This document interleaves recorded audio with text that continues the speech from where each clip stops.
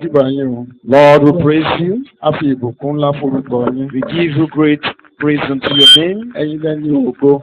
You own all the glory. Ẹ̀yin lẹ́ni ọlá. You own all the honor. Ẹ̀yin lẹ́ni ìbùkún. You own all the blessings. Ẹ̀yin lẹ́ni agbára. You own the power. Ẹ̀yin lẹ́ni ọgbọ́n. You own the wisdom. Ẹ̀yin lẹ́ni ohun gbogbo nínú ohun You gbogbo own Ọlọ́run. all in all, Lord. A tẹrí wa ba níwájú yín We Ọlọ́run. bow down our heads before you, Lord. A sọ pé ẹ ṣé o. We say thank you, Lord, Fún iṣẹ́ ìgbàlá ńlá tẹ̀lé. for the work of salvation you've done for us.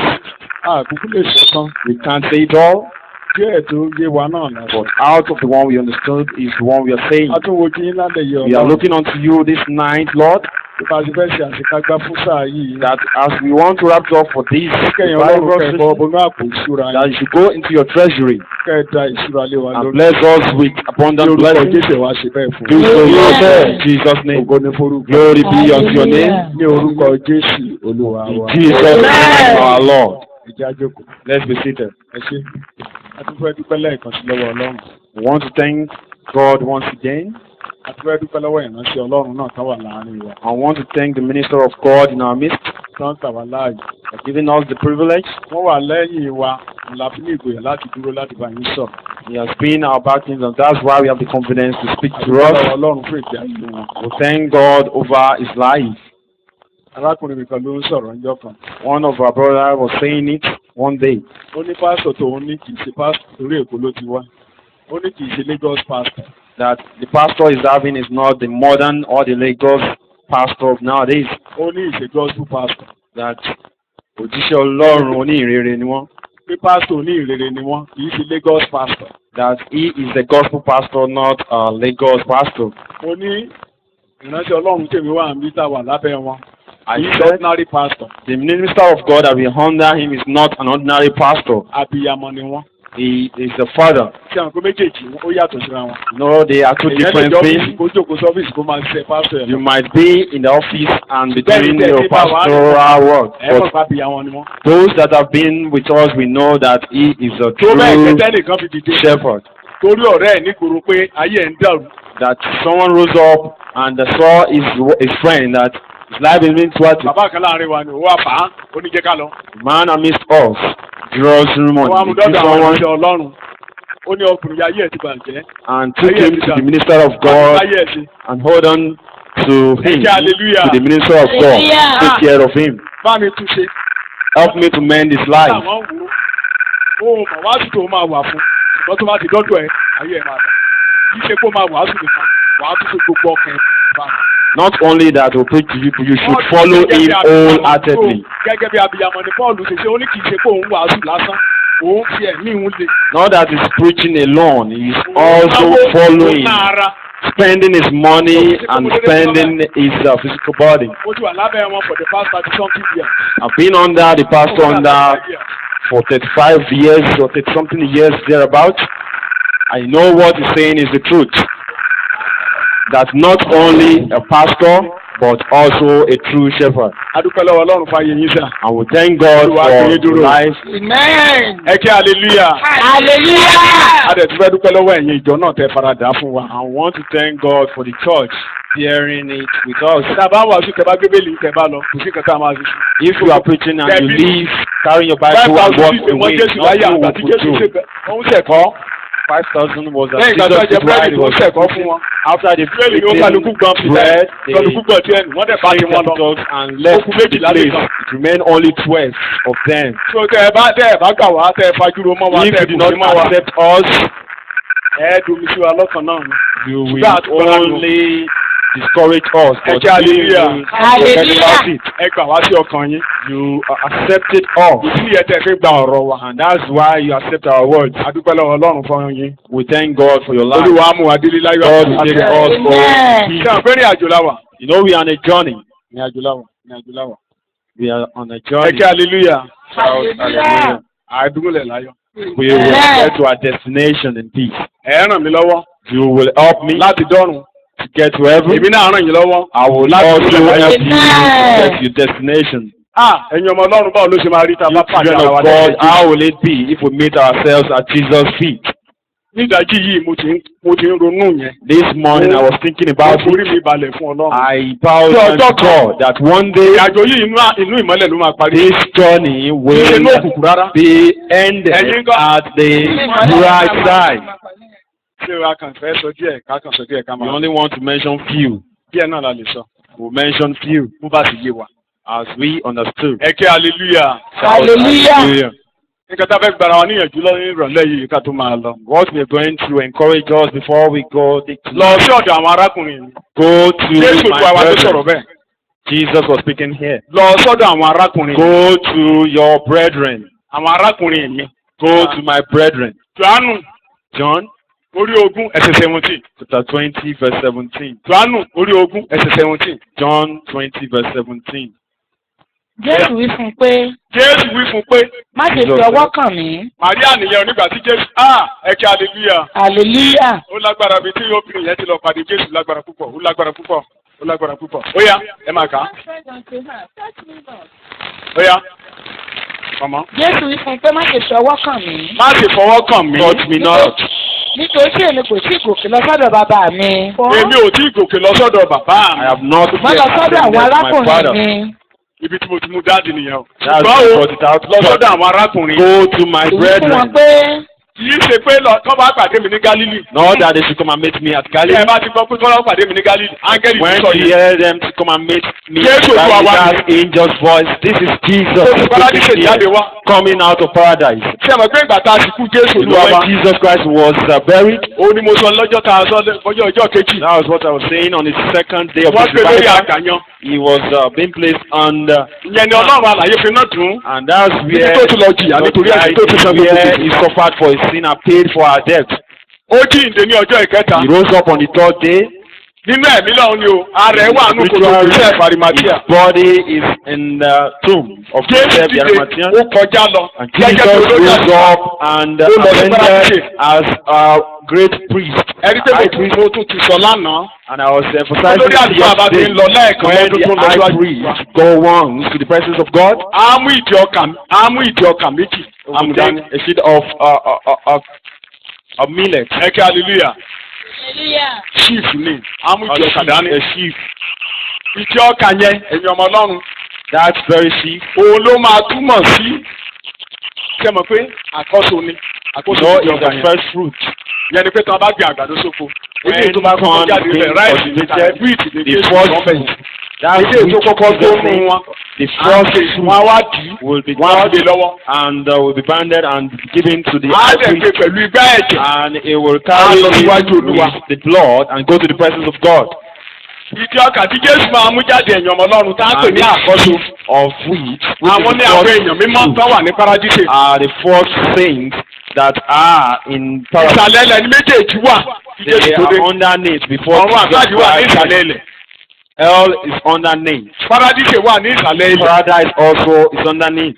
Ọ̀gbun kan ló wà láàrin àwọn méjèèjì. There is only one deep between the two. Ẹ kí hallelujah. Nísinsìnyí inú ti Ọlọ́run ti dùn sí Jésù. Now the Lord is appeased Àti with kí agbádá Jesus òdodo wọ̀ ọ́.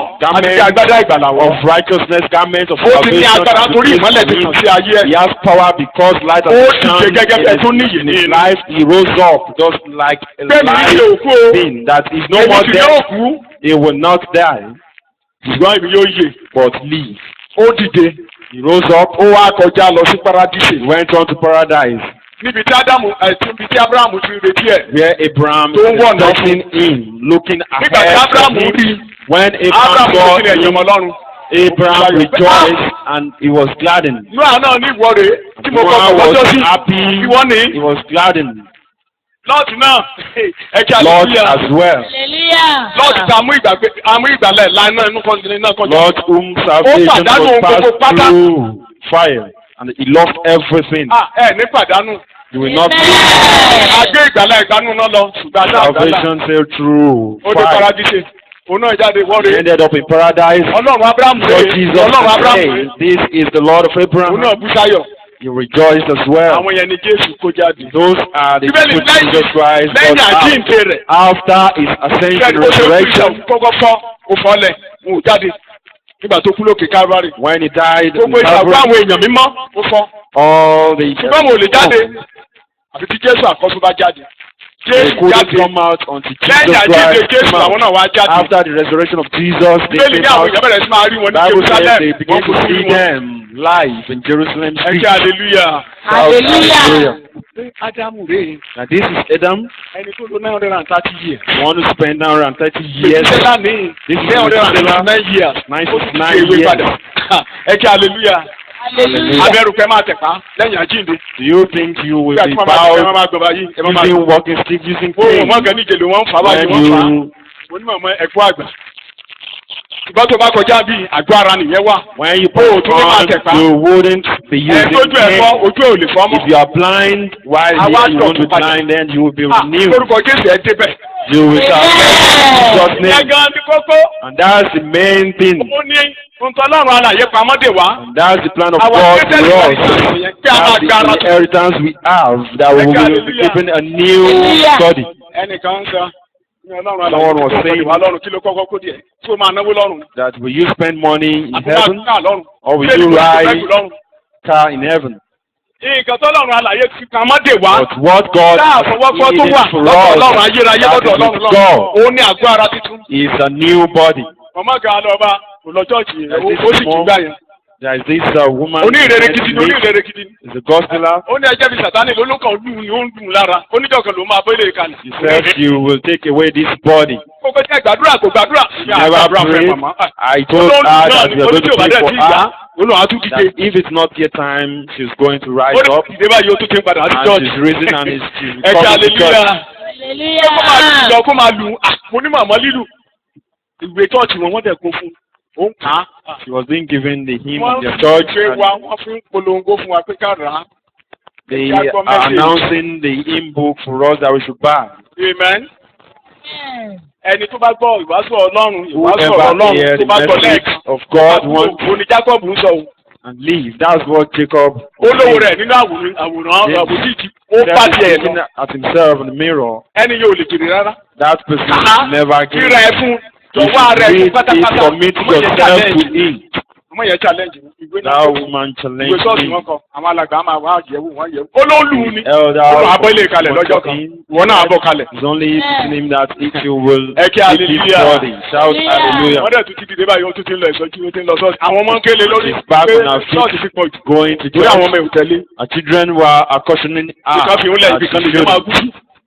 Ààrẹ tó kú sí but ebíà. never allow Oríṣi them. ọ̀gá ọlọ́pàá Nàìjíríà, òtẹ́ẹ̀lì ló kú sí lórí obìnrin. Àbá Even àgbọ̀ the IG died tó gbóbìnrin ìyàwó oníyàwó tó gbé lọ òtẹ́ẹ̀. on harlot Bóyá gbé in the ìgbẹ́ ló hotel. kù. Maybe he had a back Orí kìí ṣe pé olùmọ́gbò. issue. Olùmọ́gbò Not rárá. that Ó rẹ̀ ẹ́ ní bàbá Not mú that lọ he yẹ had from ọ̀gá that ọlọ́pàá he AIG. was tired, he was weak and fainted. Ẹ kí hallelujah. Hallelujah. Àwọn nítorí bá kú sọ̀nà church ó dó dáa. That Ìwọ́n ká. woman said if he died on the way to church, it's good for her. What about you? Ẹ kí hallelujah. Shout hallelujah. Ibi tá a kẹ̀kẹ́ máa ń jà lé gan kò kẹ̀kẹ́ yé wa.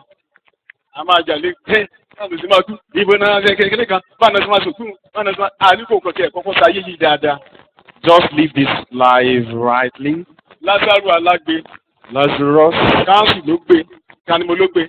Lazarus That was council. carried. Lazarus' corpse was carried by the council. Bọ́bí táǹkà sì ṣe ń gbé àgbàrá ẹ̀ bí làwọn But áńgẹ́lì ń gbé o. as they were Wọ́n carrying gbé his ọkọ̀ body, the angels were carrying his spirit, Òun náà jí dìde o. and he resurrected. Lẹ́yìn àjíǹde Jésù wọ́n gbára tuntun. After Jesus' resurrection, Ẹ kí new hallelujah. body were given to them. Ó lè jẹ́ pé àti ìṣe wọn lókun. Just Wọ́n tó like dé God wá. will not be made Ààrẹ glorious. ilé ìfún sọ yé They ẹ̀yàn are ọmọ waiting for wọ́n us. jáde kúrò ní òkú wọn. That they get out of their dead Àwọn yẹn ní body. ìdí ọkà tí Jésù gbé And lọ. they are Tó lọ the fi sheep iwájú Ọlọ́run. of wheat. Ó fi Jesus ìkẹ́lẹ̀ wá ní Christ Mósè. took to the presence of God. Tó o bá And ti the máa Lord fi okú ẹ. Moses, if you O ò gbọ́dọ̀ gbin àgbàdo funfun pẹ̀lú àgbàdo pupa. you mustn't cultivate a white corn, Ọlọ́run ò fẹ́ torí a àjíǹde. yellow one, because of Ní nǹkan resurrection. bá àtìkọ́ tó bá ṣe rí bẹ́ẹ̀ ni gbogbo oko tó kù. How the first fruit will be. That's Àwọn how èyí the bá ti rest will jíǹde. be. If Àwọn this tó kù tó wà one ní ayé tí wọ́n máa ṣe resurrected, ẹ̀yàn what wọn. will others do? So bí Jésù ṣe jíǹde náà làwọn náà. As Jesus Christ rose up, they also Ẹni tí àgbàrá tí Jésù gbé ascended. yìí. He rose up. You see the Láàbù body nìyẹn Jesus ìṣòro táwọn Christ náà ló gbé is dìde. with, resurrected with Náà ló it. gbé dìde. mo dẹ̀ dúpẹ́ lọ́wọ́ Ọlọ́run And àmì I ní fún thank wa. God. That's the time for us. Tó bá ṣe ara tuntun mi ni wàhálà ni o. If it's a new body, Ara yẹn náà ni. it will be a trouble for us, but it's that same Ara tọ́lọ́run body àlàyé pè é. resurrected with. Ó tún bẹ̀rẹ̀ sí máa jẹun lẹ́yìn ìgbà tó jíǹde. And it continues Ó lò yí ṣe ewé. after he resurrected, not Tó a máa gbẹ̀yìn náà dìde sọ bẹ́ẹ̀ agbèmí ilé. million. You will rise up, you resurrect. Ṣé nǹkan tó ṣẹlẹ̀ ni? That's what happened. Jesus Christ went with Nígbà tí it. Jésù wá jíǹde. When Jesus Christ Ẹ máa resurrected, wo the first message ń bí tá a máa gbọ́ lẹ́nu Jésù àjíǹde. the first message we heard from Jesus, who has Obìnrin náà darí ẹ̀ resurrected, sí. he was Tani mo náà darí ẹ̀ sí ẹ̀yìn ọmọ led to a Ọlọ́run? woman. Obìnrin. Mo ṣàṣàrò ní omi sọ pé bóyá ojú òótọ́ bóyá kò ju òótọ́ mo ní. Wẹ́ẹ́ obìnrin náà ló gbọ́dọ̀ jẹ́. I Obìnrin ruminated náà ló kó wa about lọ it sínú wàhálà. that it's called to be woman. Àbí It ta ló kó wa lọ was sínú woman led wàhálà? us to Nǹkan this tó bá tóbi trouble. wá náà ló tún máa kóre wá.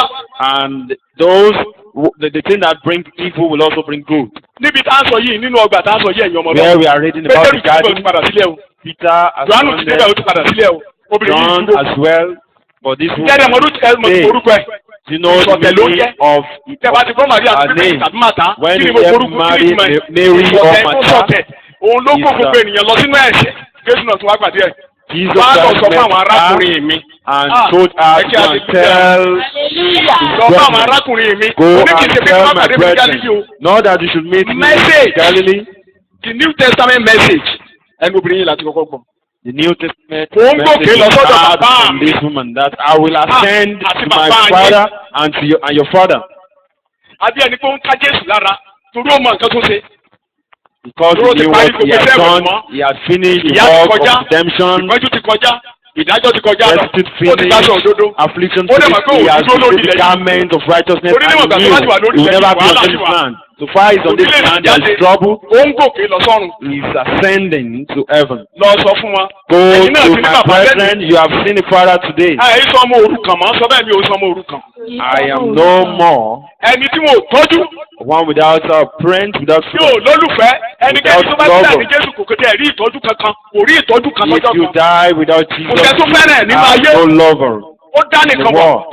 You are alone, all by yourself. Ó tún máa forí lọ́rùn And àgbáyé. after your death, you will head on to hell. Amen. Okay, in Jesus' name, you know hell. Bọ́lọ́run ṣe ṣe nìyí. This is how the Lord back Ibi them. tọ́lọ́run alẹ́ bá kọ́ ìdílé ẹ̀yàn ọmọ Ọlọ́run kí ló máa Hear the Lord back, what will be there? Ọlọ́run ò ní rántí wọn mọ́. Darkness. The Lord will never remember them again. lọ́jọ́ kan. Someone was telling me one day that how God will never Pé tá a máa ti lo 1,000 change, that after they spend 1,000 years in hell, the Lord will have mercy upon them and will bring them back to heaven. Oníbo lo ti rẹ̀ kọ́ yẹn jà. I said, where did you find out? Where did you Kí Ọlọ́run ìfẹ́ find that Ọlọ́run fẹ́ kẹ́nikẹ́ni. God is a God of love that will never allow Kò anyone fẹ́ to be kẹ́nikẹ́ni destroyed. ló ti sọ̀kalẹ̀ wá gbà wá. Àwọn èèyàn lọ sọ́run àgbájé. And that's the more reason they came to this world to deliver us. They went to hell because of their Nítorí mo disobedience. gba ìrere gbọ́. They never accept this gospel. Ọlọ́run máa kọyàn á di tí pátápátá. The God who backed them will never hear their cry. You will never hear any prayer then. Ẹ ní débẹ̀ o. You will not get there. Ọ̀run àpáàdì ò ṣe é lọ o. Hell is not Ìrìnàjò Ọlọ́run kan wá good sọ. for you to be there. Olùkọ́jẹ̀ wá And the minister of God said, wá tinú ṣọ́ọ̀ṣì lọ sọ́run àpáàdì. if you go to hell from the church, Pété yẹn bá ti igbó orò lọ sọ́run àpáàdì kó dáa. that if you head on to hell from idolatry, Microphone ló máa gbé dání that will tí be ó máa já better. fà. But from church to hell, that will be bad. Ẹ fọkàn yín balẹ̀. Ẹ You gbà wọ́n ti become. gbà wá tán. He had delivered Kí wọ́n us. ṣe ẹ̀yìn ọmọ Ọlọ́run. He had delivered us Tí totally. Jésù bá parí iṣẹ́ ìwẹ̀ If Jesus Christ didn't finish the work of redemption, Nínú cleansing, Jòhánù orí we will never ìkẹrìnlá. then. In the book Ẹgẹsẹ̀ of John, kejì. chapter 14, verse 1. Ẹ má ṣe jẹ́ kí ọkàn yín dàrú. Ẹ má ṣe jẹ́ kí ọkàn yín kó dàrú. Let not your heart be troubled. Ẹ gba Ọlọ́run gbọ́. Ẹ gba Ọlọ́run gbọ́ ẹ ti gbà mí gbọ́. Ẹ gbà Believe mí in gbọ́ God. pẹ̀lú. Ẹ gbà mí gbọ́ pẹ̀lú. Believe Nínú also ilé in me. bàbá mi. Nínú ilé bàbá mi. My father's Ọ̀pọ̀lọpọ̀ house, ìwé ni ó wà. Ọ̀pọ̀lọpọ̀ ibùgbé ni ó there wà are many bẹ́ẹ̀. Bá má mansions. ṣe bẹ́ẹ̀. Tí ò bá síbẹ̀ mi ò ní sọ If fún not yín. Ìbá ṣe so, fún yín. I wouldn't have told you. Nítorí èmi lọ pèsè àyè sílẹ̀ fún yín. Ó yá. Bí o má sì lọ pèsè àyè sílẹ̀ Bá ti fún pèsè yín. tán. If I Èmi ò tún get padà wá. Ẹ kí hallelujah. Hallelujah. Hallelujah. Màá wá sọ padà wá. I will come Yóò sì mú yín again. lọ sọ́dọ̀ èmi sì kára Àwọn mi. akọ̀yìn ibi tó ga jù nínú ẹ̀ nìyẹn o. That's the most Àwọn proud òjọ́rùn o ti part jẹ́ of bá ti this. sí mẹ́. You will not get to heaven if Jesus Èmi is yóò not kó there. wá sí ọ̀dọ̀ ara mi. I will receive you unto myself. Níbi tí n bá ti wà. Wherever I kí ẹ̀yin am. lè wà níbẹ̀ pẹ̀lú. Ẹ kí hallelujah. Hallelujah. Ìyẹn ni mo ń dúpẹ́ lé lójoojúmọ́. That's what I give thanks to Bẹ́ẹ̀ mi ní daily. láti wà á máa pè wá wá That sọ́dọ̀. wherever it We shall never be is, separated. we will be there. Ní pé wa níyàmọ́. Àyè tó máa pèsè kalẹ̀ ẹ̀yin ọmọ Ọlọ́run. And that very place he will Ó ti be gbé there. ẹ̀jẹ̀ lọ. Ó He sọ̀kalẹ̀ had lórí already carried the blood Ó tún padà lọ. there and came down Ó the dẹ̀ fourth ìmọ̀kalẹ̀ mo ti day sọ lánàá. Ó máa tọ́jú wa lọ. and gave us Holy Spirit to take care of us. Nígbà tó bá yóò máa sọ̀kalẹ̀, á sọ̀kalẹ̀ sínú àwọ̀ sánmọ̀. And later on we descended onto the Mo fẹ́ parí ẹ̀kọ́ sí skies. lálẹ́ yìí náà nù. And that's where we end Àwa pariwo message. Lázárù. And we call on Lazarus, come forth. Ẹ̀tún ní Lázárù ló tún sọ. Ìtumọ̀ Lázárù lẹ́yìn tó ti rí ìrànlọ́wọ́ gbà. Ta ló rí ìrànlọ́wọ́ gbà bí ìfowópamọ́ sókè? Lazarus, Ẹ kí hallelujah. Lázárù jáde wá. Lazarus, ṣe come ọmọdé. forth. Lazarus Ó came gbọ́rọ̀. out. He had Ní the gbogbo word. àgbáyé pátápátá gbogbo àwọn In tó the bá ti rí whole ìrànlọ́wọ́ gbà. world, whoever that received help, Ọ̀bí rí ìgbàlá yìí that ìrànlọ́wọ́ has láti been rí. saved, it is through help Jésù ni ẹ you má are jẹ́ saved. kẹ́nikẹ́ni tàn yín Jesus jẹ. said, Ẹ má don't jẹ́ ó allow dà yín anyone lẹ́nu. deceive you, Kò don't be sí afraid. ẹnikẹ́ni tó lè wá sí ọ̀dọ̀. No one will come Àfẹ́tí bàbá bá to fà. me unless Father draw in. Ìrànlọ́wọ́ la rí gbà ẹ̀yin ọmọ We náà. only receive help, children of God. Ìrànlọ́wọ́ la rí gbà o. We received help. Ó là máa kọ́ wọn látọ̀dọ̀ Ọlọ́run wa. Gbogbo àwọn ẹni tá a bá kọ́ látọ̀ mi wá. Ẹnikẹ́ni ló bá tẹ̀tọ̀ mi wá mi ò ní kọ̀ wọ́n sílẹ̀ bó tilẹ̀ wù kí ó rí. Whoever comes to me, I will never forsake. Be it witches, be it wizards, ló gbé wá. Tó bá ti lè kọ be Jésù it wá. idol worshippers, so far you have come through Jesus, I will accept you. Àwọn ọmọ ìjọ lè wọ́n máa ka nǹkan sí lọ́rùn o. Ṣùgbọ́n kì í ṣe Jésù ló máa ka nǹkan sí lọ́rùn. Kì í ṣe Jésù. Láti ní ká má ka nǹkan síra wa lọ́rùn. Orí ìdálẹ́ lè sí fún yín mọ́. There is no more condemnation for us. Ẹ rí pé kò sí tẹsímọ́nì yẹn mọ́. You will see that there is no more testimony of that Torí ẹni again. tó bá ti sẹ́yún rí. Ṣé ẹjọ́ ṣé brọ́dà kan máa tọ́jú ẹ̀? You have done abortion before. Brọ́dà kan ò ní fẹ́ fẹ́. Because if you have done that before, brother wouldn't want to marry you. Jẹ́ kí èmi náà yàtọ̀ tèmi náà pamọ́ jàre. Our life has been destroyed. But let me keep this. Amen. Let me make Torí this a àǹkà kan secret. síra wa lọ́rùn Because àwọn we can't Everybody think Jesus in was ourselves. You see what Brother. Jesus Christ called Give me us. the He called us brethren. Nígbà tí Jésù wà nù ayé. When ibi tó Jesus bá gbogbo Christ ọdẹ ní was ọ̀rẹ́. in this world, He made Ó ní ọ̀rẹ́ friends mi with nìyí. them. He called us friends. So far, you are doing what? Ọ̀rẹ́ tẹ̀lé ọ̀rẹ́. Done. Friends Because of following a friends. special bond tó wà láàrin wọn. Based on filio lásán. Lórí ìfẹ́ lásán. Like Just that. on the love. And do you know Feeling. what? The best of friends can be the worst of enemy. Jẹ́jẹ́ mọ̀ pé ọ̀rẹ́ tí ó Láwọn fẹ́ràn ẹ̀tọ́jọ́ jùlọ ó ti láwọn lè ẹ̀tọ́jọ́ jẹ́ wọlé ọ̀tá tọ́jọ́ ń wọ̀dé tó ga wọ́n lè jù. dọ̀tá tó burú jáì àti mo burọ́. Ṣùgbọ́n mọ bàbá ọmọ ìyá tí wọ́n máa tọ́ra wọn. But Jésù ní will arákùnrin never. mi. Jesus called you brethren. Tí ẹ ti kọjá ọ̀rẹ́. You are more than Kí a ló fi ní friend. ìgboyà láti sìn yẹn? What gave him confidence Iṣẹ́ tó ti to ṣe call pẹ̀lú all ọ̀rọ̀ that àbájá. is because of the finished Ọlọ́run work. àlàyé fún ọkọ̀ ìṣílétí. Mo fi wọ́n ta ọlọ́rẹ. The Lord told him that I have given you is go and draw them out. They are the first fruit. Lọ gbé ẹ̀jẹ̀ máa gbé bọ̀ wájú mi. Bring blood. Láti èmi lọ, màá máa kó àwọn ènìyàn jọ. And from today, I will continue to gather people. So kókó mẹ́ta, kókó àkọ́kọ́, ojú kò tí láti pè wọ́n ní ènìyàn rẹ̀, arákùnrin. He's never ashamed to call them his brethren. Kókó ìkejì, The second point, àwọn wàhálà tàbí àìsàn mẹ́ta the three plagues ó or bá ọmọ troubles onígbàgbọ́ àwọn brethren tó ń bá wọn jà nínú ayé. that are afflicting Àrùn mẹ́ta brethren in this world. They are three. Àti bí Jésù ṣe yanjú ẹ̀. And how Jesus Christ settled them all. Ìkẹta ni Lásárù jáde wá. And the third point is Lazarus come forth. Ẹ kí hallelujah. Shout hallelujah. Now, mo fẹ́ kẹ́ ẹ meditate lé. I want you to meditate on this. Ẹni tó dá àwọn àtayé ló If sọ̀rọ̀ yìí. Jesus, the one who created heaven and the earth, Wọ́n wa góòdù ilé ìṣàtà ló kó góòdù yẹn pamọ́ síbẹ̀. they're mining the gold there in Elisha. Àwọn Jesus ẹ̀kọ́ Christ Nàìjíríà kept this ta ló gold kó there. pamọ́? What about the crude oil in Nigeria?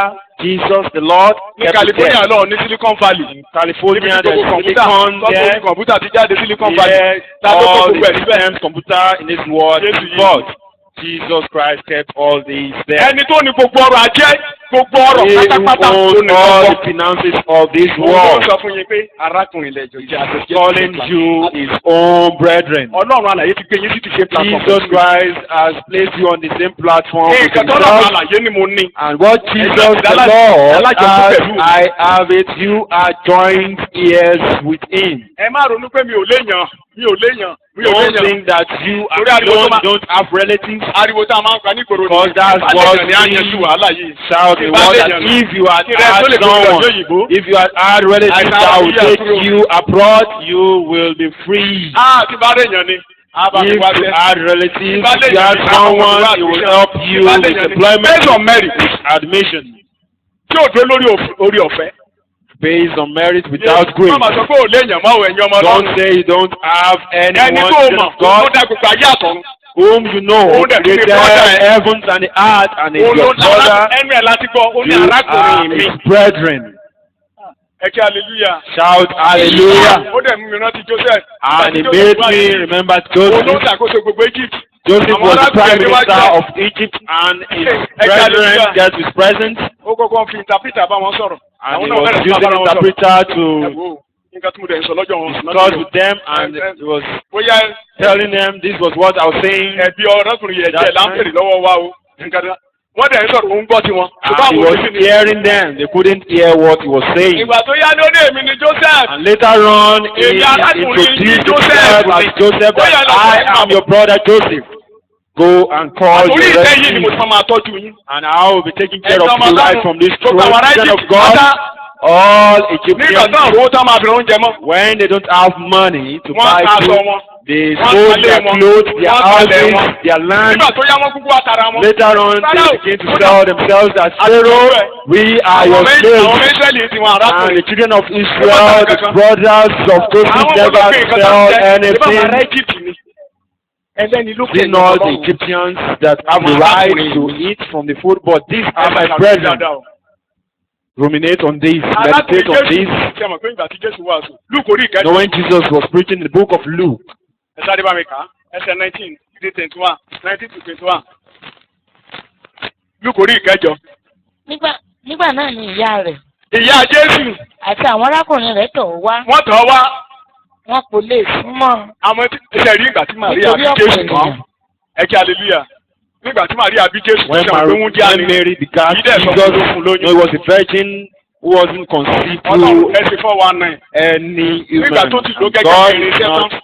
Ó wá mú ìyàwó Joseph padà sí Joseph. after he had used Ṣẹ̀ṣẹ̀ ló máa bímọ báyìí. Mary to become Lẹ́yìn the ìgbà wife ìgbésẹ̀ wá of sí Joseph. ọkùnrin márùn-ún. He begat children. He Ọkùnrin begat mélòó ló bí? 5 Ó children bóbìnrin náà. afterwards. He begat a daughter. He had daughter then. Àwọn èèyàn náà wá tẹ̀lé Jésù. Àwọn èèyàn náà tẹ̀lé mọ̀mọ́ wá. And those Jésù who ṣẹ̀kọ́ ló lé. followed their Ìwọ mother. pọ̀ lọ. Jesus was Ó preaching. sọ̀rọ̀. And Ìyá people were dúró síta. mending. And his mother was outside. Àwọn arákùnrin ẹ̀tàn jọ bí. Wọ́n And dúró his síta. brothers were outside as well. Gàtọ́ náà gàtọ́ àríbí tán máa bá wọlé. Ẹ wá kọ̀wé fún ọ̀gá. Jọba mi. Màmá ní bá mi jọ bá mi pe ẹni tó wàásù ọmọ mi ní. Call unto the preacher, beckon on him. Ẹ He kẹ́ is hallelujah. my child. Call Pé him obìnrin máa for me. fẹ́ gba yìí. You know, woman. Ó fẹ́ gba yìí. Kí ni mo ló fẹ́ ṣe ẹ̀yìn ọmọ Ọlọ́run? They love to Ó honor fẹ́ gba themselves. ẹni tó ń wàásù yẹn bá That mi pè. preacher call him Mọ́mí for him. mọ́mí báwo ló ṣe báyìí báwo la ṣe máa ẹ sọ fún un pé ìyá ìdúró síta. Tell him. Ẹ This kẹ́ is hallelujah. his mother. Wọ́n dẹ̀ mú wẹ̀.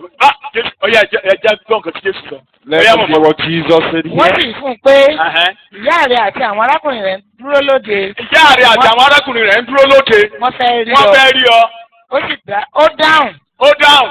Ó sì fún wọn pé Ó wí fún wa pé ìyá mi àti àwọn arákùnrin mi lé àwọn wọ̀nyí tí ń gbọ́ ọ̀rọ̀ ó Ọlọ́run. tọ́ máa ń pè ní ìyá àjọ. Tọ́ máa ń pè ní ìyá If Jésù. you are being called mother of Jesus, Ó ní àwọn ìyá don't mi. be annoyed. He said, my Àwọn mother arákùnrin mi and làwọn my wọ̀nyí tó brethren jókòó yìí. are these people Tí wọ́n Wọ́n lè gba pé tọ́ gba ọ̀rọ̀ mi tọ́jà yín ṣe kí ni. that are hearing my word and are doing it. Shout hallelujah. Torí ọ̀rọ̀ ló máa sọ wọ́n dọmọ Ọlọ́run. Because the word that will turn them the children of God. Ọ̀rọ̀ ló ń transform wa. It is the word that transforms us. Ó kọ́kọ́ bu ẹ̀tẹ́ kì í ṣe pé ó kò níra ìyá o. Not that he hated his mother. Ẹ kí hallelujah. Shout hallelujah. Ìgbà nǹkan táwọn èèyàn máa fi yan gan ní ayé kì í ṣe nǹkan tó yẹ ká máa fi yan gan. It's not what we should Ó boast. láwọn tó bá fẹ́ The máa word yan that gan we nínú ayé should máa yan gan tó boast. mú Ọlọ́run. Ó tán. If you want to boast, you should Hey, boast that you know Jesus, that all my 10 Ẹgbẹ́ children Nàìjíríà yìí láti rí ìdílé kan ṣoṣo tó produce accountant lábẹ́ ọ̀run.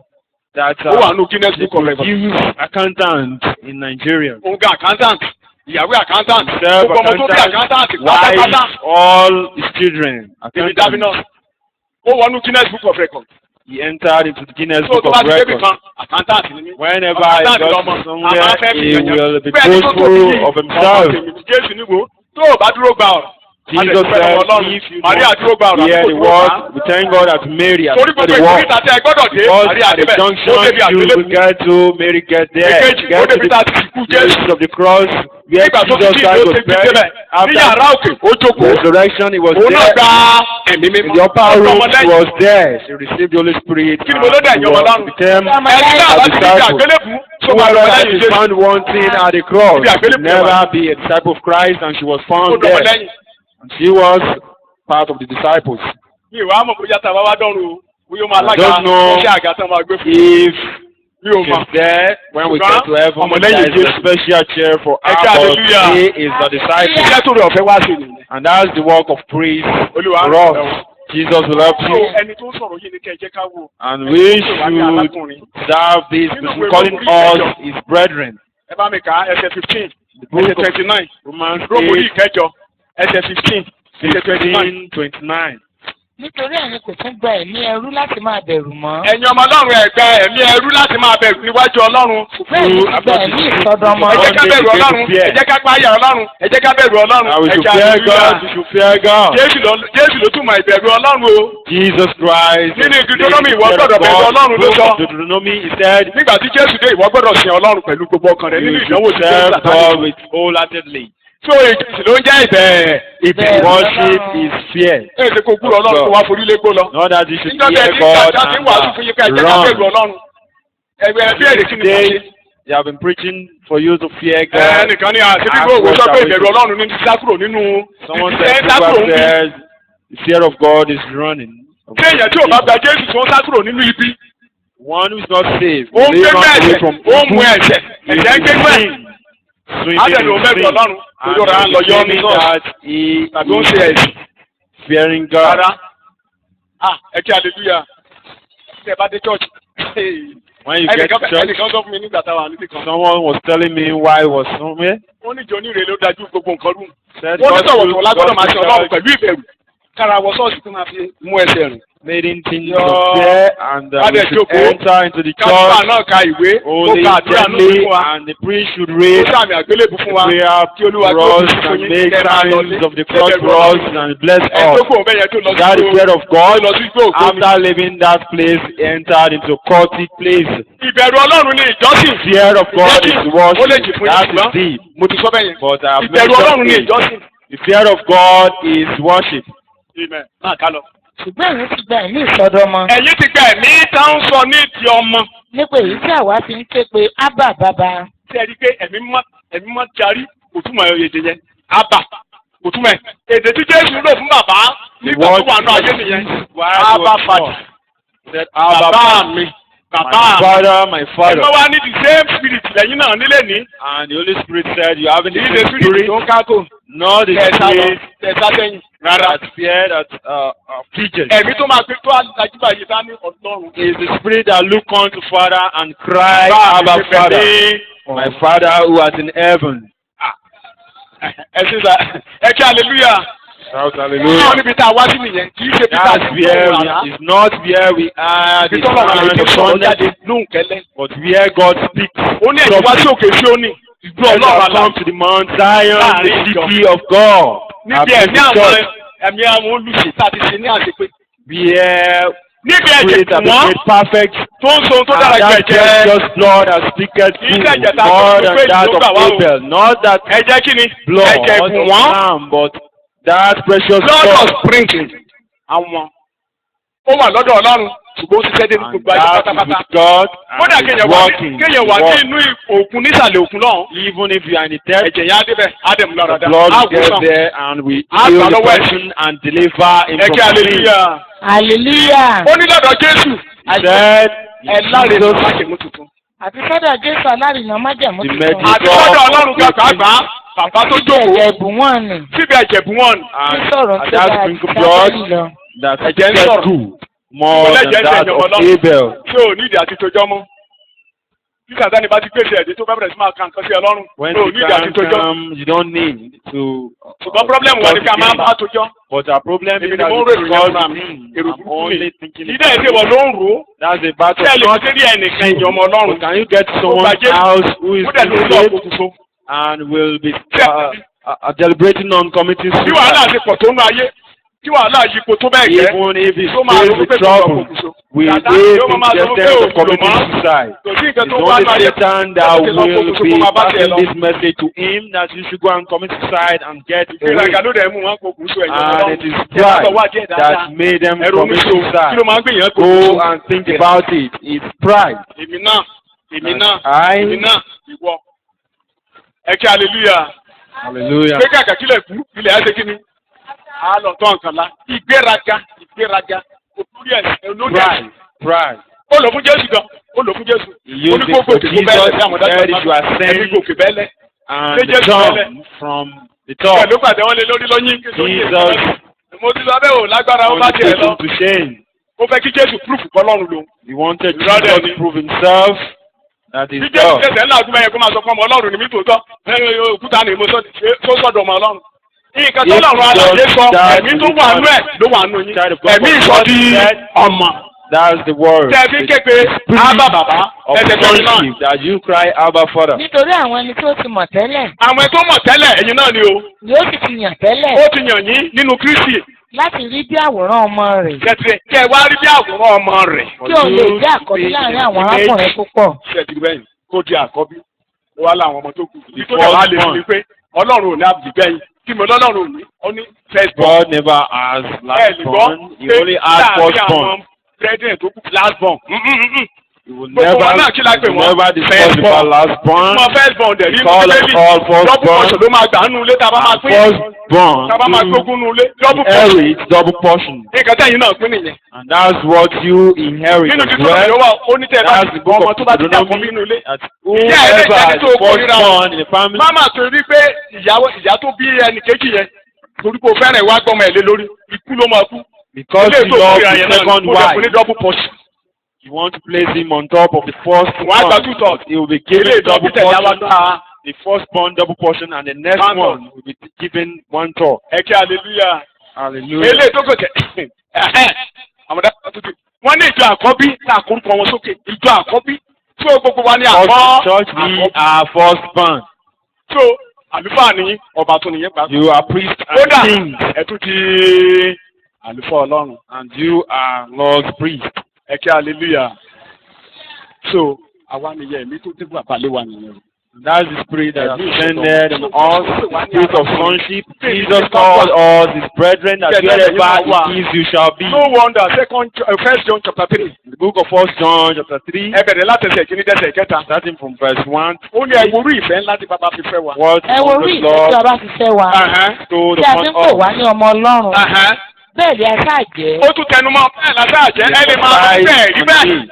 You might think that you are not served. Ó lè máa wá arákùnrin tàbí arábìnrin pé yé sọmọ You might náà. even be calling Ó your jà brothers that, àwọn and this àwọn be oníkòrò the kan kind kẹ́kẹ́. of God that even those outside there are better aláwọ̀ than akẹ́kẹ́ this àlọ́jọ́ person. àbẹ́tà That màdámù. we that are not going to church are better than this sister. Ẹ sọ̀rọ̀ bẹ́tà. Ìkan bá mi sọ̀rọ̀ níjẹ̀lú. Ẹ kí hallelujah. hallelujah. Ó láwọn ọ̀gá táwọn jókòó sí ìdọ̀tí yìí àwọn máa ṣáájú ọ̀pọ̀lọpọ̀ pásọ̀ dọ́rùn kùn ní tó bá tètè. Even someone said that Ẹ kí hallelujah. Number 1 tó bá tètè said kú. there that Number 2 tó bá gba you Jésù. said to heaven before Wàhálà the jù bá pastor. tó I fẹ́ tó bá said gba first Jésù. Mo ló máa ṣáájú ẹ̀. die first or you are saved. Kẹ́nìkan máa jà nù wá báyìí ká máa bára wa jà kínní. Màá ṣáájú ẹ̀ dọ́rùn. Ó máa tètè lọ nìyẹn. That you should be fighting amidst yourself that you will get to heaven before someone else. That means you are going to die first. You know that literally, and the world will never be just. You will tear away the world. There will never Ọmọ kékeré ni Paul gbà blame you. tí Jésù bá pàdé. Paul was young when Bí kú ṣe ń lé Christ ẹjọ́ sórí mu. met him. Ó pè rẹ̀ ní Paul He àdúgbò kan. grew old. Ó ní mo ṣe tán máa láti máa lọ báyìí.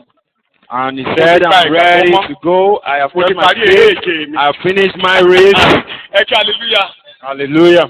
Mo ti pa ìgbàgbọ́ mọ́. I've kept Mo my ti sáré ìje mi, mo ti parí. faith. I have run my race. Ó ní mo dẹ̀ I ń have wo báyìí, wọ́n finished. gbádé kalẹ̀. I am looking at my crown Ṣé bí atúbù mọ́? placed down for me. Òun ló lọ́ bí kì í ṣèṣù ló le. He Ikú ò left le. this place Kódà ló bá kú yẹ not kiri. by sister, not through doubt. Ikú ò le. Jésù ní gbogbo ní àti ikú àti Jesus ọ̀sán said, ẹni kan. all is for you. Àti ìyè àti Death, Jésù àti life, Ọlọ́run ẹ̀yin lẹ́ni. Jesus, Lord, you own all. Ẹ kí hallelujah. Shout hallelujah. Nǹkan tó o bá ní lọ́wọ́ sókè lè kú. Whatever you own can there rule upon you. Ẹ jẹ́ ká wo àwọn àìsàn mẹ́ta lórí àkókò wọn. Let us consider three plagues. Ṣùgbọ́n máa kàn mẹ́nu kún. Àdéhùn àìsàn mẹ́ta tí ẹ mọ̀ pé o ti ní. The three plagues. Lọ sọ fún wọn. Mo ń gòkè lọ sọ́dọ̀ bàbá wọn. Said, Mo go máa padà and wá. tell my brethren, I am Àwa ascending kò out fáínálì máa kún now wọn wá sọ́dọ̀ ara. and take them to Ṣùgbọ́n wọ́n sì wá ń sàlẹ̀ bí. myself, but they are still underneath Àrùn mẹ́ta them, kan wà tó ń bá wọn jà. and there are three plagues Màá afflicting yan pẹ̀lú them. tó lọ. I will settle it before Àádẹ́ kọ́ I kalẹ̀, go, kọ́ lè máa and it kà á. shall be written for them to read. Àrùn àkọ́kọ́ And the first plague, ní kúkú pé ní ìbẹ̀rù. let me call it fear. Kí ni mo pè é? Ẹni kò sí nínú ọkàn yín. You say fear is not in your heart. Fíà ìbẹ̀rù kì í ṣe ìbẹ̀rù kó máa kú o. Ìyẹn náà wà bẹ́ẹ̀. All the Àwọn kan fear ṣe of bẹ̀rù death. síbẹ̀ ní. Some are even afraid of death today. Ẹ kí hallelujah. Àwọn kan ṣì ń bẹ̀rù ikú tó jẹ́ kìrìsìtẹ́nì. Some are afraid of death that are even Christians. Bí àdánù, Pọ́ọ̀lù ní ikú dàbí èrè. Death Wọ́n is ikú dàbí just àdánù fún pain, wọn. but Tó ní wọ́n lẹ́rù. death is just like losing something because they have properties here. Kí mo ní wọ́n ní síbí? Wọ́n lẹ́rù síbí. Mo dẹ̀ mọ̀ bẹ́ẹ̀ yín ò lẹ́rù. Bẹ́ẹ̀ kẹ́kẹ́ ẹ̀ ní kò sí And I know you have properties, but even if you have, it's not in your Ẹ heart. lè kọ́lé tó ga ju ilé tó wà mí. You might build mansions Tí ò bá ti better ní than the ọkọ̀ house yẹn ní here. problem. If you don't have them, Ẹ yọ jáde nínú ẹ̀ náà no lọ́jọ́ kan problem. náà. You just walk out of that place one Orí òkè day. dédé tó ń gbé yẹn wá wá sọ ẹ̀ And kalẹ̀. that very mansion you live in, you will be dropped down, Ìwọ́dẹ̀ ti lọ ti pẹ́ o. and you have gone far, far away. Aláìgbàgbọ́ ojú aláìgbàgbọ́ fọ́ o. Òkú tó ti wà nínú yìnyín. Of unbeliever is blind, Àdúrà máa decorate. and they will be decorating that calf. Àwọn àlùfáà tún máa gbàdúrà sí lára. And the Wọ́n priest gbàdúrà sí kòtò. will be praying over the grave, Wọ́n wá lu àṣẹ ọba. and they'll be using Máa lọ the tààrà authority sókè àyà. of the priest. Lágbára yẹn. Tó bá débẹ̀ command that lọ́la, cup. ní bá ń bẹ̀. Even when you get there tomorrow, won't you make the cup Ẹ̀ tó there? jẹ́ mi ti ṣe kí ni? The one who owns the spirit, the life in there, Wọ́n bẹ̀ tó bá ti where lè he pín in can. jáde báyìí, á máa wo àgọ́ ara ẹ̀ lẹ̀. The moment he died, he will look at the body. Á fẹ́ wọ̀ ọ́, kò ní He wọ̀ will ọ́. want to enter, but he will Ó máa be kàn wá lọ́jọ́ labeled. kẹ̀yìn ọmọ Ọlọ́run. We shall all experience Ẹ God hallelujah. someday. Shout Á hallelujah. máa wò káàkiri, á máa And wò. we'll be looking at the body all around, Àwọn afọ̀nà ọ̀nà á jáde. and it will be shown the way. Gòkè wá tó bá ti jẹ́ Come kìrìsìtẹ́nì. up Bẹ́ẹ̀ tí either ì ṣe ti kìrìsìtẹ́nì. if it's a Christian, but unbeliever will be drawn to hell. Ẹ kí hallelujah. Ẹlòmíì gan ti wà lọ́rùn àpáàdì wọ́n ti ń jẹ màálù ẹ̀ níbí. Someone is already in hell and they are busy eating cow's meat, Ẹ kí hallelujah. and heart. Ìbẹ̀rù. Fear. Màá kà fún ìbẹ̀rù. Number 1. Àìgbàgbọ́. Number 2. Unbelief. Àti disappointment or discouragement. Ìjánikulẹ̀. Ìjákulẹ̀. Mẹ́tẹ̀ẹ̀ta yẹn. Tẹ̀ bá wá gbé èèyàn ọmọ Ọlọ́run. If you consider this, Ẹ rí pé ó ń sọ lágbára nǹkan méjì àkọ́kọ́ tí mo kà yẹn kí ni mo ló ṣe èèyàn ọmọ Ọlọ́run. this Nínú ìwé ètò orí I ìkẹ́ mentioned 21 ẹsẹ̀ kẹjọ ẹ̀ka. powerful. Ẹ rí pé àwọn méjì yẹn ló máa ṣáájú àwọn ètò lọ sọ́run àpáàdì tó ń lọ sílé kọ̀fàyà. Àwọn ojo, àwọn àtàláyàgbàgbọ́. Ó yá. ṣùgbọ́n àwọn ojo Àwọn ojo, àti aláìgbàgbọ́ aláìgbàgbọ́, àwọn méjèèjì. Ó yá. The fearful, àti the ẹni unbeliever, ìríra Àti àwọn ẹni ìdíra, àti apànìyàn agbànìyàn. àti àgbèrè àti oṣó àti abọ̀rìṣà àti àwọn èké gbogbo ni yóò ní ipa tiwọn nínú adágún tí ń fi iná ṣúkúrú Ó ti tó. jó. Ẹ kí hallelujah. Tí a hallelujah, gbọ́dọ̀ bójútó. Kò dẹ̀ sí We ẹnikẹ́ni should nínú wa consider nínú it. ìrìn àjò yìí. and no one in this Ìgbàgbọ́ máa journey. ń dé. Ìgbàgbọ́ kan, àìgbàgbọ́ máa ń dé. Sometimes fear will Baba, come, the Christian unbelief here. will come. How did Jesus Bàbá get àyà to àwọn this? àpòstólì. The life of the apostle. Ẹ jẹ́ àkàṣe Jòhánù orí ogún. Let's read the book of John Ní chapter ti ìbẹ̀rù 20. yẹn, ẹ̀kẹsẹ̀ 19. Out of fear, Ní ti ìbẹ̀rù lọ́jọ́ yẹn. kan náà Lọ́jọ́ kan náà. that same day, lọ́jọ́ ìkíní ọ̀sẹ̀ Ẹ̀hẹ́n. Nígbà tí alẹ́ lẹ́. Nígbà tí alẹ́ lẹ́. Tí àìsí ti ilẹ̀kùn ibi tí àwọn ọmọ. Tí a ti tilẹ̀kùn ibi tí àwọn ọmọ lẹ́yìn wà. Wọ́n tilẹ̀kùn nítorí kíni? Nítorí ìbẹ̀rù àwọn Júù. Doors were shut because of the fear of the Jews. Hallelujah. Wọ́n ń bẹ̀rù. Kí ni mo ní wọ́n ṣe ìjọba They Ọlọ́run? were fidgeting. They are in fear. Adúpẹ́ lọ́wọ́ Ọlọ́run. Nígbà tí Jésù máa wà á rí wọn, ó ṣe When nǹkan mẹ́ta Jesus fún was wọn. about to enter into their midst, Láti he did yanjú wàhálà things for them Torí to tí bẹ̀rù bá settle ti dé, their trouble. rántí nǹkan mẹ́ta When yìí. fear enters, remember these three. Number one, ó ní àlàáfíà Let ní. peace be unto Kí ni mo gbé ẹ̀yọ́ ọmọ you. Ọlọ́run? Àlàáfíà Peace fún be yín. Ẹ bá rí unto you. àlàáfíà kì í ṣe pé What èèyàn is wà your pé kò peace? lókun o. Not that you are at home without war, without troubles. Wellness, Pípé, prosperity, àṣeyọrí, sound health, ìlera pípé, calmness, ìfọkànbalẹ̀, rulership, kó o lè jọba, ìjẹ gàba. kó o lókun láti dúró kó o fẹsẹ̀ balẹ̀. For you to Inú ẹ̀ have lọ, Salom ní dominion. ẹ̀yìnlẹ́gbẹ̀ẹ́ ní peace be unto To you. rule. Salom ní Jésù sọ. Jesus Shalom. said, Shalom. Kí àlàáfíà ní fún yín. That peace be unto you. Ìṣerere wà fún yín. Prosperity Agbára láti unto ṣe ìjọba you. láti jọba lórí Power ẹ̀sìn to wà pẹ̀lú rule, yín. to have dominion over your environment and your surroundings. Kókó kàmù ẹ̀dá tí o máa rántí pé And it calms ẹni tó them lọ síwájú down. Ọlọ́run tó ti jẹ́ ẹ̀jẹ̀ lọ. Do remember that he who had ascended to the Lọ́lọ́run presence of fún God mi lọ́lá with blood has Sọ́lọ́run ní kí ló bí èyí ló fẹ́ rán àlàáfíà. God asked him, what do you want? Said, send peace. Àlàáfíà òun Ọlọ́run alàyè wá lò Is tó wá that sí fún peace wọn. that the Lord That's number one. gives for them? Àlàáfíà ni fún mi. And remember, peace be unto me. Ẹni tó wà pẹ̀lú mi jù ẹni tó wà pẹ̀lú wọn lọ. Who is with me is greater than who is Amen. with them. Condition tó wà yìí.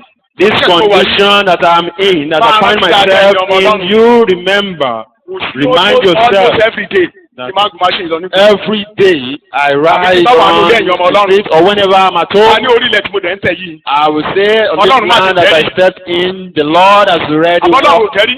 on this Ó ti street tẹ́lẹ̀ before. yìí, ó ti tẹ́ kọjá. He has walked on Ó ní tí this bá ti gbẹ́sẹ̀ tí mo land gbẹ́sẹ̀. before, and whenever Sọ́kànlá máa I bu lay lẹ́sẹ̀ mọ́. hand upon Rárá, kò his sọ́kànlá máa bu. path, nothing Gbogbo ibi shall ibẹ̀ ló ti kó harm kúrò me. pátá. All Sọ́kànlá the ti ń jí evil láàárọ̀. he has been taken away Àlàáfíà from the fún mi. path.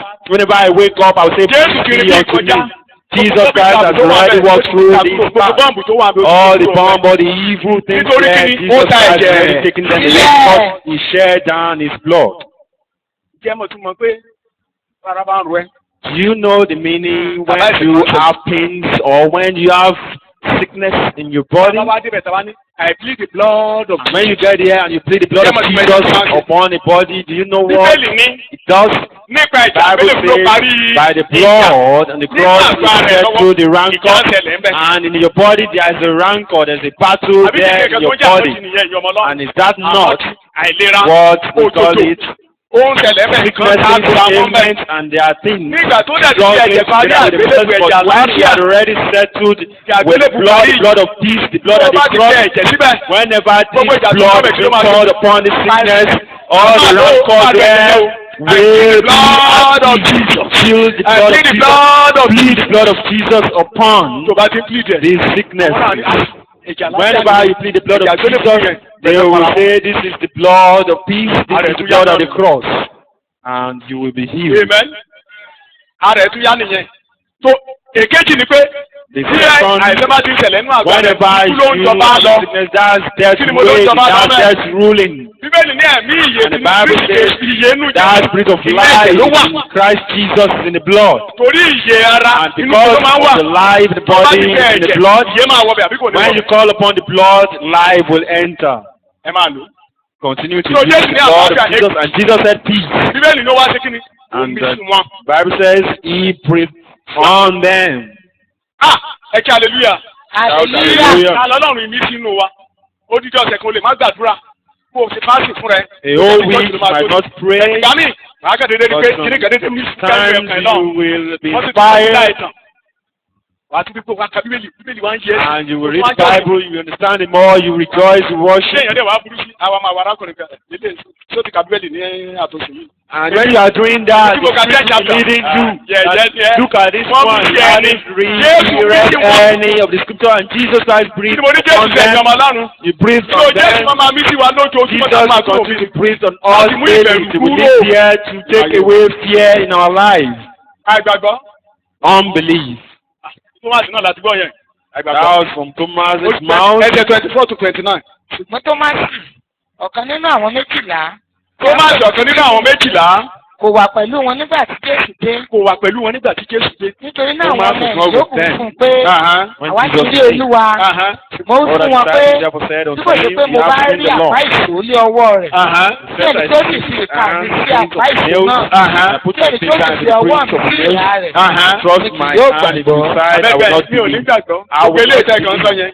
All what Ẹ̀jẹ̀ you tí are ilẹ̀ yẹn saying, kà yẹn máa you're only reading your Ẹ̀jẹ̀ tèmi yé verse. mi. I understand. Mi ò my gbàgbọ́. verse quite well. Eléyìí tó bá wù yẹn I máa do lọ. not believe Mo ní whatever lọ́jáde. you desire Kó o for ti him pa to tọ́ọ̀kì say. ọkàn. He had already proposed. Nígbà tó wá dijọ́ in his kẹjọ, mind. Jésù tún padà dé lọ́jọ́ Sunday náà. Ìwé And ọjọ́ on ìdí náà. the 8th day, Jesus Christ came Ẹ kí hallelujah. to them. Lásìkò yìí náà, In the Jésù tún àárín ìjọ. Just like this time, The Jesus, same thing. Àlàáfíà fún yín. the same thing he said, peace Ẹ̀yà be Thomas. unto you. And he said, Thomas, rise up, come. Ó yá, ọwọ́ mi nìyí. Said, this is my Ó yá, ti kẹ̀ hand. bọ́. Reach your finger Yeah, to it. This is my side. This is where. Àròlá ìgbàgbọ́ ṣùgbọ́n ṣe kí ni? Gbàgbọ́. Said, don't be an Ìyẹn ní pé unbeliever, ẹ̀kọ́ tó máa mú but gbàgbọ́ wá ní have pé faith. tábà ti ń fi ikú Jésù ràn wá. What bring Ìgbàgbọ́ máa máa unbelief? jáde o. When we have been shown the death of Amen. Jesus, Particularly ká lọ will máa come. wò ó nínú àpẹẹrẹ tọ́lọ̀ máa especially kalẹ̀ when nínú we májèlú use láíláí. it in the Ẹni tó kàn example yá of sí iná. Jesus Ìkọ́ni Christ Jésù ṣe fún wọn has nìyẹn been lọ́nà ẹ̀kọ́. done in the Old Ó padà Testament. sí Mósè. And that's what Jesus Christ did. He padà went sí back to Dáfídì. Moses, to the Ó rántí nǹkan tó ṣẹlẹ̀ David. yìí ni. Don't remember what Bíbélì náà happened kàn wọ́n there. ti This ti- is me. This is me here. Àìgbàgbọ́ forílégbó. And unbelief Ẹ kí hallelujah. scared Mo láì gbàgbọ́ away. sí ẹ̀yìn ọmọ Ọlọ́run. Unbelief Tí o tẹ́ bá ti wá sábẹ́ scared ẹ̀kọ́ away. tó ní Bíbélì ṣe Whenever máa I máa come kó under the message, don't forsake Torí ẹ̀gbọ́ ọ̀rọ̀ tó máa mọ́kàn yín gbiná. the gathering Tó of bá dẹ̀ ti brethren, gbiná. because you will hear the word that will Èrè inspire tó ní you. lọ́jọ́ yẹn And when nìyẹn. you are inspired, that Mímọ̀ dáadáa change gbọ́dọ̀ you rẹ̀ have ti máa that wá day. And I know that the Lord has been speaking to us. Ẹ kí hallelujah. Shout hallelujah. Jésù yanjú yẹn àbí kò yanjú. Jesus Christ has said to Ó that. fọwọ́ hàn wọ́n. He showed them Kò yẹ kí Jésù his fọwọ́ hàn. hand. He ought not to show them Tó tún yẹ kí his hand. ọwọ́ èso wà lára Jésù ẹ̀yìn ọmọ Ọlọ́run. Should that print Tó kàn tó ìsìlẹ̀kùn. be in his hand? Kò sí lẹ́wù bí tó wà Came ní down Jésù ò ní bẹ́ẹ̀ level. pàdé. Jesus will come O lè down má to your mẹ́lẹ̀ ká o lè má wo level. Bíbélì ká You Jésù have àwọn an abá encounter ẹ̀kọ́ with bẹ́ẹ̀. Olùṣọ́àgùtàn. Jesus will Kò ní descend, sẹ́dá. will come down to your level. Ẹ Will kí not hallelujah. forsake you. Iná ẹ̀sìn tẹ̀ máa rí Thomas tó máa ṣe ìṣèlú. Wúlẹ̀ ní nǹkan tá a gbórí gbogbo New Testament. The next Ẹnu bàbá yìí thing, láti kọ. Thomas Àti did, mo ń sọ fún yín Ọlọ́run àlàyé bow kan fẹ́. down and worship him. Torí nǹkan tó gbé wàhálà wà bẹ́ẹ̀ náà ló máa gbére wá What báyìí. was evil to you will Ó bring ní good to Olúwa you. mi. He said, my Lord Àti Ọlọ́run and my God. ẹnu bàbá yìí mo sì sọ ní ìjẹta níwájú Ọlọ́run. I said Bàbá yìí ló it jẹ́ ká mọ̀ pé Jésù before sọ Ọlọ́run yesterday, rèé. and this Ẹni tó Father dáyà made fún. us know that this is the Olúwa Lord. mi. He said, my Lord Ọlọ́run mi. and my God. Nígbà tí Jésù tó fi ìkànnì. When Jesus showed Ó fojú ọgbẹ́ hàn. in the print Ṣé ìwọ ti of fẹ́ràn his débẹ̀? hand, Ìgbésẹ̀ tí mo lọ san mi. and he said, I love you so much, that is the debt I want Gbàmí to gbọ́ tó pay. bá ti ń gbé ọ̀rọ̀ ìgbàlè. Believe me, whenever you hear the word, you should Ó ti believe yanjú àìgbàgbọ́ me. nìyẹn o. So tó bá ti That's dá how it ìgbàgbọ́ settles ọkàn náà. unbelief. Whenever you have unbelief in your heart, Ọlọ́run ti gbàgbé mi. Ọlọ́run ò gbàgbé you mi. shouldn't Padà wá say sí God church. has Wàá gbọ́rọ̀ forsaken you. àgbélébùú. You come to church, you will hear the word of the cross, and you will be happy. Hallelujah. Disappointment torí pé wọn mọ̀wé mímọ́ ni torí táìmù òun ti lọ. Torí wọn lọ́nà ìmáwó sì ni. Disappointment on the part Wọ́n ní òun la of Emmaus, òun làwárò wípé ó máa gbá Ísírẹ́lì là. and they said they believe Ló máa ra they will Ísírẹ́lì deliver Israel and they will Wọ́n retí Jésù tó give máa their jókòó lórí glory. ìtẹ́. Torí wọn ò mọ̀wé mímọ́. Jesus that will Disappointment claim the throne. Ẹ kí You hallelujah. are faced with disappointment. Ó dẹ̀ mọ̀ dáadáa gbogbo aláṣẹ nǹkan disappointment. And I know Àdèmọ́ máa sọ that títí la máa lọ bí. we Ìkẹsọ́ have lọ́run alẹ́ máa faced lò fún. disappointment. Òun dàbà What padà the sínú Lord Bíbélì. used it for is for us Jésù to go wá back jókòó to tì the wọ́n. Bible. And Jesus Ó wá Christ lọ sínú was Mósè. with them, he gathered with them and Àti went to gbogbo wòlíì. Moses Ó wá ń tọ̀ ká and wọn. the Ọkàn prophets, wọn gbiná.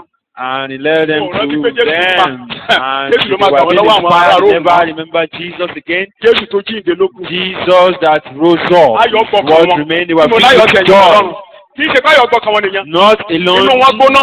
Ara wọn sọ jí Filled with padà. joy, they were inspired and they Ìrìn were mẹ́rin being mẹ́rìnlá revived. náà rìn lọ́jọ́ yẹn. And Wọ́n rìn they máìlì walked wọ́n ti máìlì 14 méje padà. miles, 7 miles Jésù to náà and pè 7 ní miles àlejò from. yìí nígbà tán dé Jesus was called a stranger there where they were seated.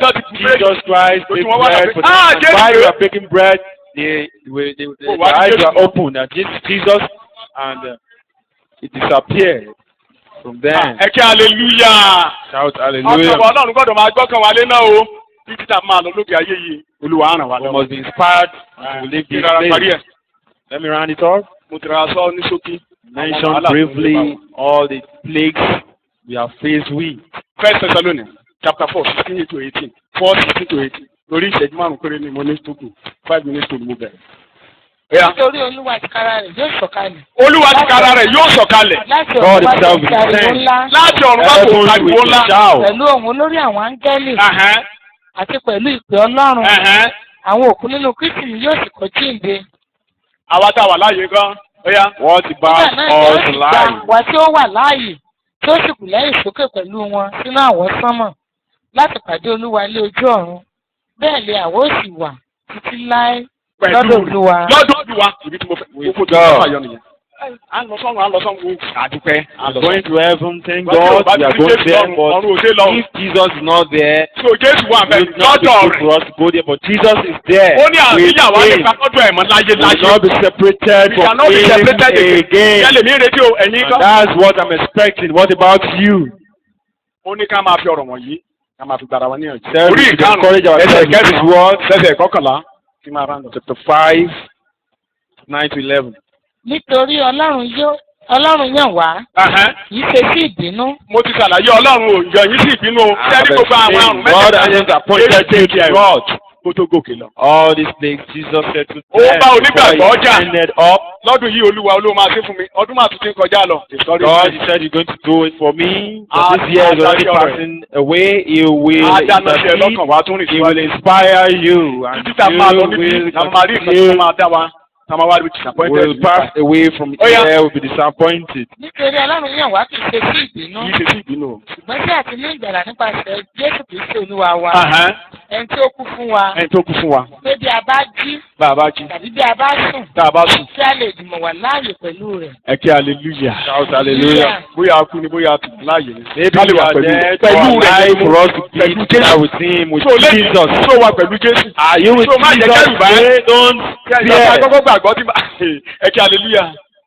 Tí n bá dọ́fíìsì tí n bá tètè rí àwọn kìrìsìtẹ́nì. Whenever I get to office and I don't meet the Bóyá àgbàsókè Christians ti ṣẹlẹ̀. there, I will say maybe rapture has happened. Bóyá àgbàsókè ti ṣẹlẹ̀ bóyá ó ti lọ. Maybe Irọ́. rapture has happened. Maybe they have gone. They have Ó wà gone. pẹ̀lú ẹ̀ báyìí. But I am Ìjú ẹ̀ lẹ́yìn ìgbà tó with bá you. ń lọ.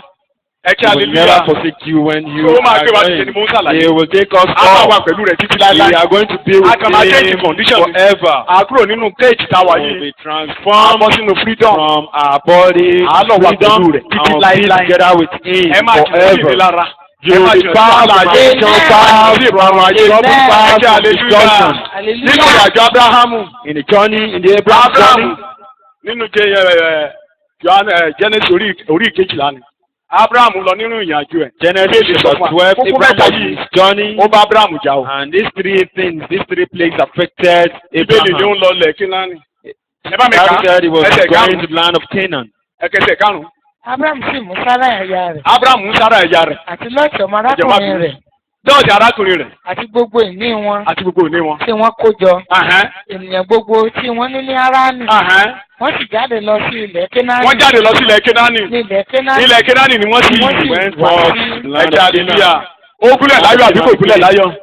He Ìtumọ̀ ẹ̀ ní. got Abrahamu his ìgbàgbọ́. destination safely. Lọ́ọ̀tì ni àìgbàgbọ́.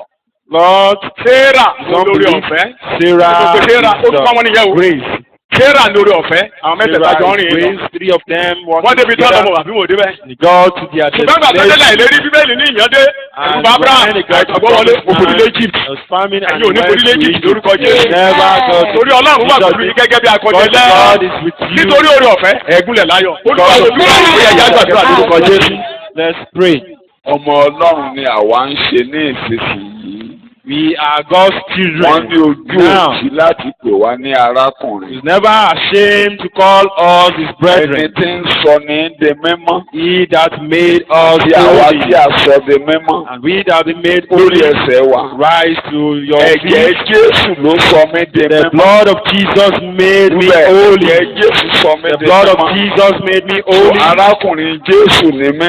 I am God's Ẹ̀jẹ̀ brethren. Jésù ló wẹ̀ mí mọ́. The blood of Jesus washed me his Ó ní name. nípa ẹbọ kan. Said through this Ó sacrifice, sọ gbogbo àwọn tí ó gbàgbọ́ di pípé he títí made láì. those that are believed Bí ẹ̀kọ́ perfect. wíbẹ̀ mo di pípé Forever I am láì. made perfect. Ẹ̀jẹ̀ Jésù sọ Forever. mí di pípé. The blood of Jesus made me perfect. Ọmọ Ọlọ́run ni mí. I am a child of God. Ayé lè máa mọ̀ mí. The world might not know me. Ọmọ Ọlọ́run ni mí. I am a child of Arákùnrin God. Jésù ni mí.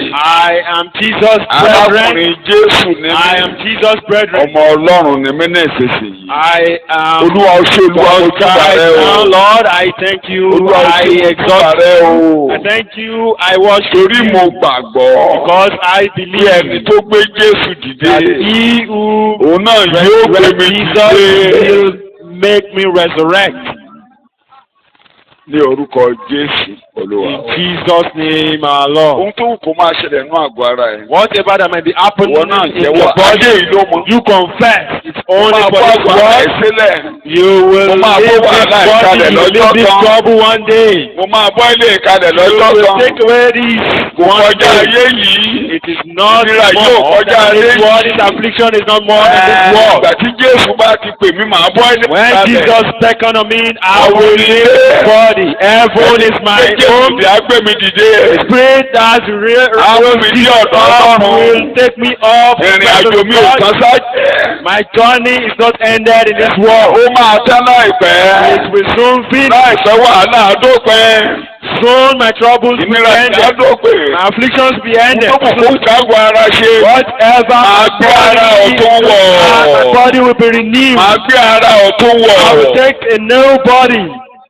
Ní orúkọ Jésù Olúwa wa In ní Jesus' name, our Lord, we pray. Sàmí ẹ̀kọ́ kan lẹ̀ With a sounding dáa. amen. Wàá gbàdúrà fúnra ẹ̀. You pray for yourself. Kẹ́ni Olúwa. Firstly, Lord, Jẹ́ kí mi máa mọ̀ pé àlàáfíà wà fún mi. help me to know that Àlàáfíà ni mo fi fún yín. let peace be unto you. Ọmọ àlàáfíà ni mí. I am a Ọmọ child of peace. àlàáfíà ni mí. I'm a child of peace. Mo wà ní ìlera. I Ó máa am dáa fún mi lórí ilẹ̀. strong. We shall be Ọba well ni mí with lórí me on ilẹ̀. this land. I am Alákòóso ni mí peace. lórí rẹ̀. I am Shalom peace. àlàáfíà ni fún mi lórí And ilẹ̀. peace be unto me. Jésù ló wí bẹ́ẹ̀. Jesus said so. Jésù ló wí Jesus bẹ́ẹ̀. said this. Ohun tó wù kó máa ṣẹlẹ̀ àlàáfíà ni fún mi lórí ilẹ̀ ayé Peace níbí. be unto me on this Jésù ló land. wá ṣe àlàáfíà ní mi Jesus lórí. Christ commanded Wọ́n ló dúró láàrin peace ìjọ to pé mo be. wí fún yín pé Do àlàáfíà that fún makes yín. church and this brethren is said Gbogbo peace tó wù be kó máa unto ṣẹlẹ̀ them. àlàáfíà ní Whatever fún that mi. may happen, peace be unto Ìwọ you. àgọ́ ara gbọ́ àlàáfíà ní You fún mi. this body here, this peace be unto Ogun me. adigunjalè àlàáfíà ní fún mi. Troubles of Jésù robbers, kiri ilẹ̀ peace kọjá be àlàáfíà ní unto fún me. mi. Jesus Christ has passed through this path of peace be unto me. Láàárín àwọn ajínigbé àlàáfíà ní fún mi. Amidst the kidnappers, Nínú peace be ọjà unto me. àlàáfíà ní fún mi. Marketplace, Lórí peace ilẹ̀ be bí unto me. àlàáfíà ní On fún this mi. land, peace be unto me. Ní orúkọ Jésù In Olúwa. Jesus' name, our Kí Lord. tó kù níbẹ̀ olórin kan ní. Ó ní ẹ̀jẹ̀ Jésù ló ń kégbe pé àlàáfíà. Bí ẹ̀jẹ̀ Jésù lẹ́ẹ̀mẹ́ta ẹ̀jẹ̀ For Jésù. Jesus, the blood of Jesus 3 times. Ẹ̀jẹ̀ The blood of Jésù. Jesus, the blood of Jesus. Àlàáfíà. Peace. Àlàáfíà. Àlàáfíà. Bẹ́ẹ̀ ni tèmi lórúkọ Jésù So is Olúwa. mine in Jesus' name. Bẹ́ẹ̀ ló wà sọ fọ́lọ́run. You will tell God, Ràn mí lọ́wọ́. help me. Kí n máa padà síbi àgbélébù For me lójoojúmọ́. to go to the place of the cross. Kí n máa jẹ́wọ́ àgbélébù. For me to confess the cross. A ní àǹfààní yẹn ní living We have that God. privilege at this Gbọ́dọ̀ church. fún wa o. Living God. Àgbélébù ló parí ìyà. Cross Gbogbo is tó lòdì sí affliction. mi. Amúkó lójú ọ̀nà. Àgbọ̀n mọ́. Has been nailed to the cross. Ìbàjẹ́ parí síbi àgbélébù. Ìnira parí síbi àgbélébù. Ended. Gbogbo ẹrù tí mi ò lè fún parí síbi àgbélébù. Olúwa ràn mí lọ́wọ́. Cross, oh Lord, Ẹ máa lọ bí àgbélébù. for me to go to the place of the cross. Àmì parí síbẹ̀. My sorrow, my troubles is Wọ́n á ended gbà tí there. agbára òkùnkùn parí síbi àgbélébù. Hours of darkness is ended at the cross. Kí n máa lọ bí àgbélébù For me to lójoojúmọ́. go to the place of the cross Kí daily. n máa lọ bí àgbélébù For me to lójoojúmọ́. go to the place of the cross daily. Ní orúkọ Jésù. In Olúwa Jesus' wa. name, our Lord. Ìkẹta Third point. tó àfihàn abẹ lọ́hùn ti rà rẹ̀. Olúwa ràn mí lọ́wọ́. Oh Lord, help me. Kí n máa gbọ́ Bíbélì. For Kí me n máa to kà. hear the Bible Tá a and bá ti read. ń kà ọkàn rẹ̀ á máa Whenever pinnu. you read the Bible, you Tó will be bá ti inspired. kẹ́kọ̀ọ́ ọkàn rẹ̀ á máa Whenever pinnu. you hear the word of God, you will be Bọ̀ tó inspired. o bá mọ̀ ká. If you don't know how to read the Bible, fọ́nrán bíbélì wọn á máa ka ask for the audio version of the Bible. máa béèrè fún ẹ̀kọ́ lójoojúmọ́ níbi. Ask for messages Wàá máa from the gbọ́. media unit. You will Ọkàn rẹ continue to gbọ́dọ̀ hear máa them. gbẹ́ná lójoojúmọ́. Your heart must be inspired. Olúwa ràn mí lọ́wọ́. Inspired daily. Kí n máa gbọ́rọ̀. God help me. Kí n máa karùn-ún. Kọ́kàn mi máa gbẹ́ná Me lójoojúmọ́. to be inspired Ẹgbọ́n mi daily. lórúkọ Jésù. Kọ́kàn mi máa gbẹ́ná Okay, lójoojúmọ́. for me to be inspired daily. Oògùn rẹ̀ nìyẹn oògùn rẹ̀wẹ̀sì. Ní kọ́kàn rẹ̀ máa gbẹ́ná. Kọ́kàn rẹ̀ máa Ask the gbẹ́ná. medication for weariness, for you to be inspired. Ní orúkọ Jésù ni mo gbàdúrà.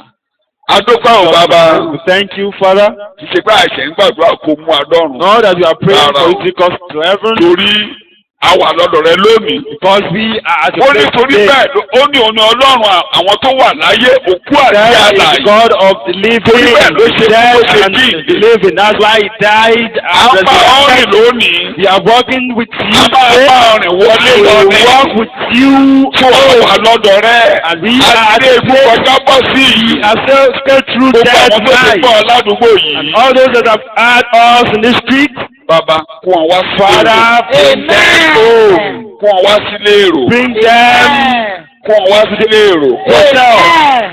Gbogbo ẹ̀yin tó ti wà nílé èrò. All those in the church Ẹ is ti full. gbọ́dọ̀ Jésù. You are the Lord's Níbẹ̀ lẹ́ wà faithful. títí ayé And there you will be to the Kò eternity. sí ohun tó máa yà wá mọ́. Nothing will separate Kò sí you. ohun tó máa yà wá mọ́. Nothing will separate you. Ẹ ó gúnlẹ̀ láyọ̀.